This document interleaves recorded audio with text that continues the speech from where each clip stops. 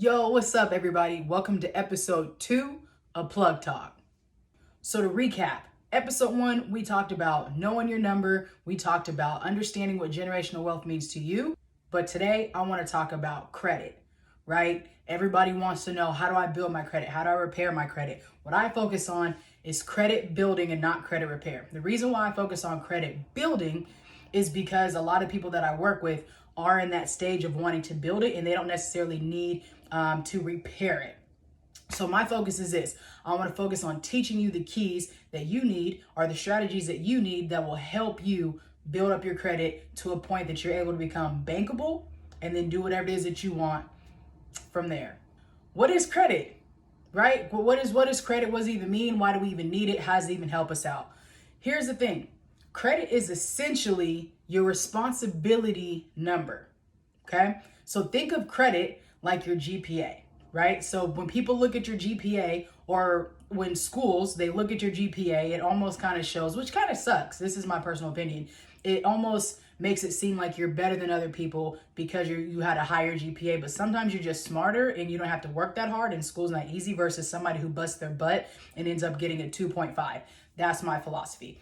So when it comes to credit though, your credit score is your responsibility number when it comes to banking, when it comes to wanting to use and leverage other people's money. OPM, okay? Remember that piece.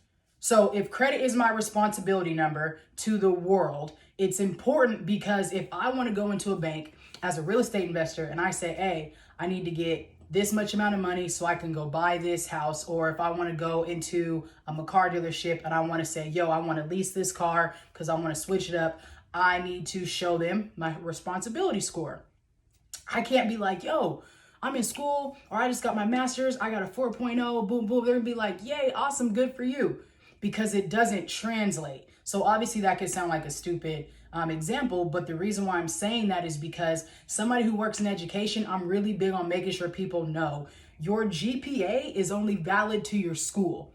Nobody else cares about your GPA. So yes, work hard to get a GPA, but after you leave school, it's irrelevant. And again, I'm saying this as somebody, obviously, as who's pursuing a doctoral degree, and I graduated with my master's with a 4.0. But what I'm saying is it's irrelevant when it comes to building a business, when it comes to building up who you are as an entrepreneur and becoming bankable and getting business credit and leveraging your personal credit, okay? Your GPA, throw that out the door. Now you want to focus on your adult GPA, which is your credit score.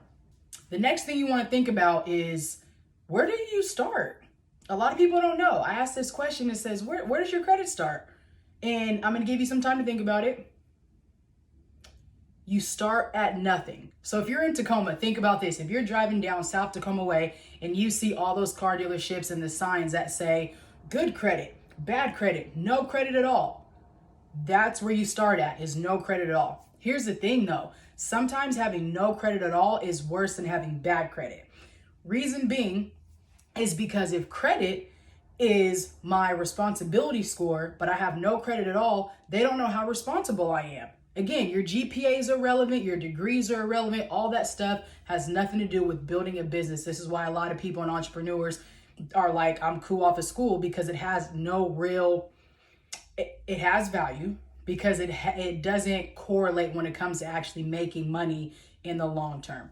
So when you think about having no credit at all, this is why it's important to start building your credit as early as possible. So some people, again, I talked about this last week.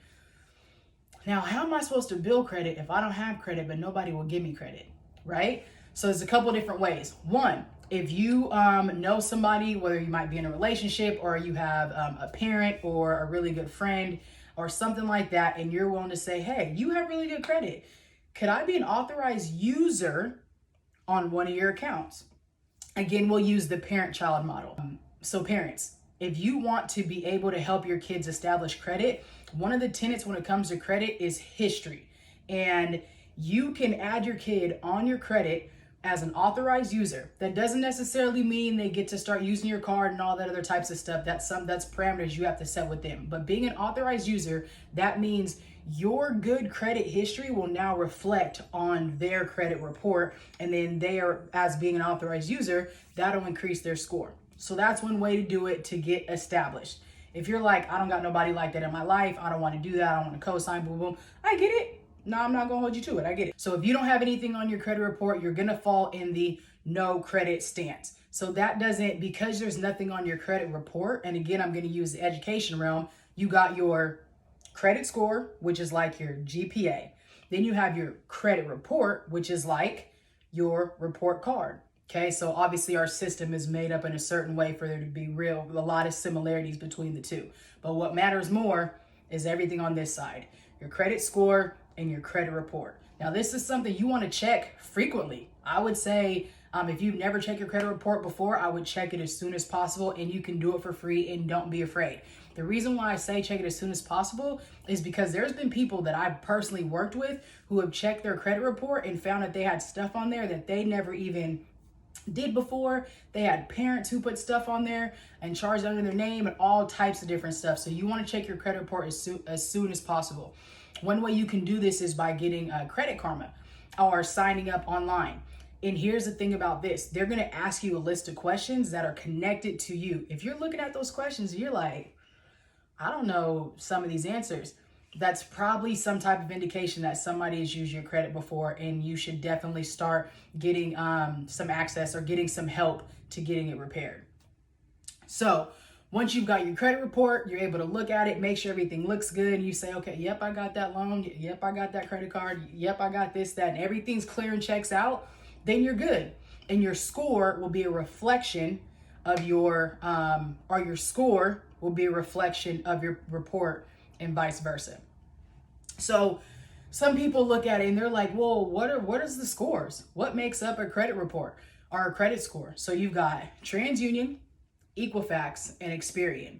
So those are the three credit bureaus that report, and then you have your FICO score. So all these things are made up of algorithms and different things like that that show how responsible you are when it comes to managing your debt.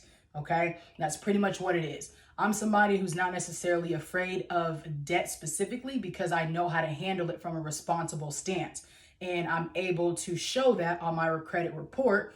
That's in my credit usage, which is why I have the credit score, and I'm able to use other people's money because of the way I handle it responsibly. Okay, so if we remember, credit score equals your responsibility score to banks, and banks are important because we want to leverage other people's money as we grow as businesses and entrepreneurs and things like that.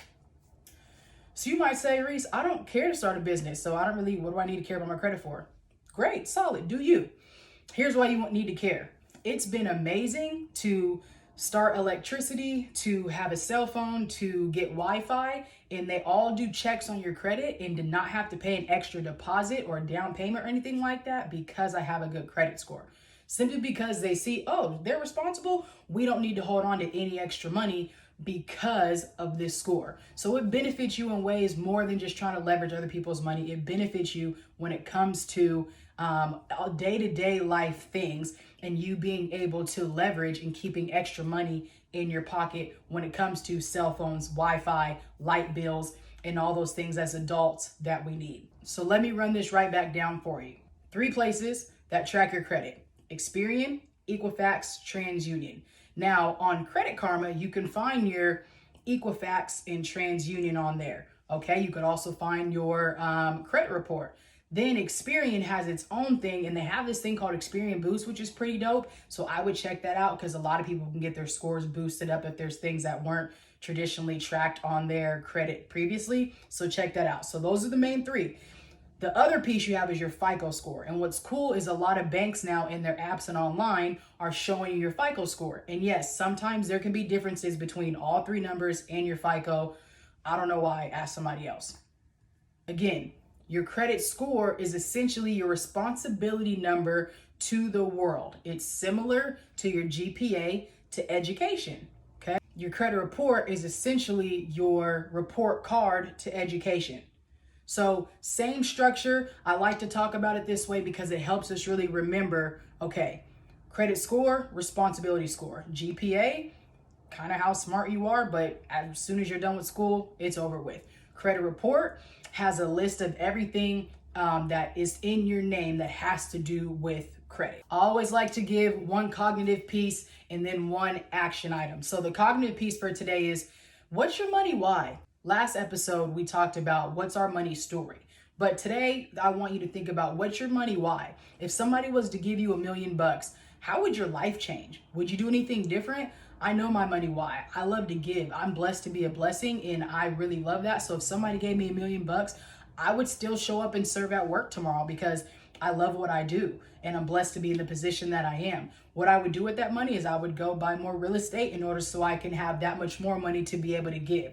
That's just me. That's my money why, because the more I have, the more I get to give. Figure out what your money why is. How would making more money really change your life? That's something only you can figure out. And the action item for today is figure out your credit score. Do you have good credit, bad credit, no credit at all? Check out an app, whether it be Experian Boost or Credit Karma, and get on there and just start to look around. Research says around 74% of Americans, give or take a couple percentages, they're more apt to talk about having an affair than they are to talk about their credit score. I want us to be able to dismantle the myths and really soften our hearts and our minds when it comes to talking about credit. So if you're interested, you want to talk to me about credit, how you can build it, we're going to have that, or I'll have that in coming up episodes. But I want to just give you the basics today in episode 2. What is credit? We got our 3 bureaus. We have FICO. We have our responsibility score. We have our credit report card that shows in the world this helps us become bankable. This helps us leverage other people's money. This also helps us save money in the long run. So make sure you tune back in next week for episode 3, where I'll take a deeper dive into credit and I'll start talking about credit cards. Thank you so much for joining episode 2 of Plug Talk. Let's go.